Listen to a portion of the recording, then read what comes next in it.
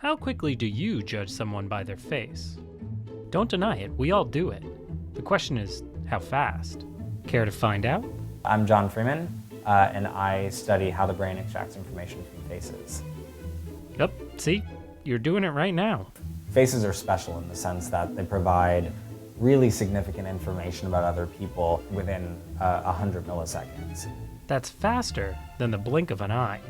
Information from the retina about a face travels back to the early visual cortex, back to the back of the brain, and then is sent forward through the rest of the brain to be analyzed and scrutinized by different and dedicated regions of your brain.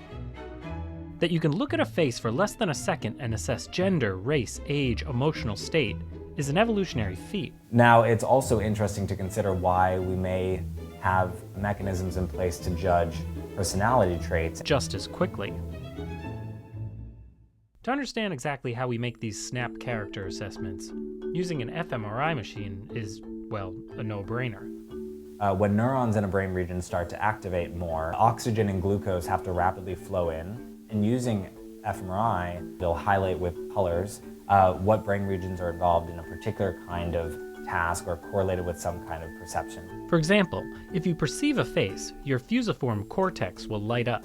It's thought to be an evolutionarily dedicated mechanism for faces. Now, if you think the owner of that face may help you or harm you, another part of your brain known as the amygdala will react as well. It processes fearful expressions of other people. It's involved in motivating rapid responses to threatening stimuli, for example. It's also an extremely fast judge of trustworthiness. We'll put subjects into the scanner and then present faces that vary in trustworthiness for 33 milliseconds. Here's what 33 milliseconds of a face looks like.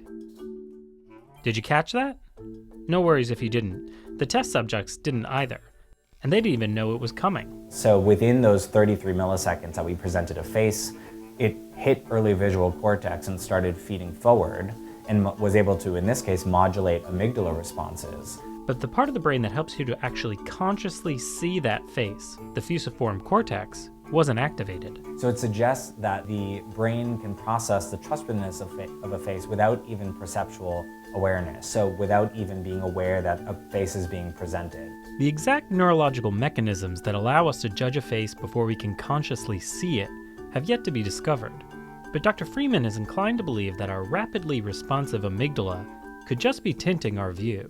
Even on an emotionally neutral face, we sort of see a subtle resemblance to an emotion and then kind of run with that hypothesis. And so one idea is that a lot of these personality judgments that we make quite spontaneously are bleeding over from emotion perception. And trustworthiness isn't the only type of snap judgment that can be altered by tiny facial cues.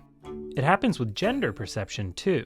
Using software that tracks the computer mouse movements of people asked to judge a face, Dr. Freeman could determine how we perceive that face. So for example, if we take a standard male face and make it very slightly feminine using computer morphing, what we'll see is that even though they ultimately select the male response, they'll be partially simultaneously attracted to select the female response on the opposite side of the screen. This swerve towards the female gendered response represents the subject's preconceptions of what a male face looks like.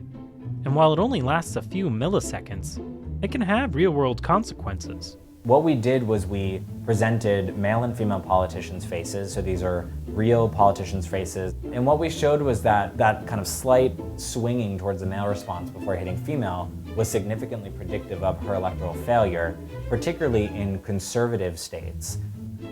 Evidence that any politician's appearance can affect their electability shouldn't surprise you. That a split-second look at a female politician's face might influence your vote should give you pause. Seeing how subtle the cues are that we use to infer so many important, meaningful characteristics about another person, and how powerful these judgments are, I think is something that's really startling. Knowing how powerful a first impression can be just might make you think twice before you judge a face. For Science Friday, I'm Groskin.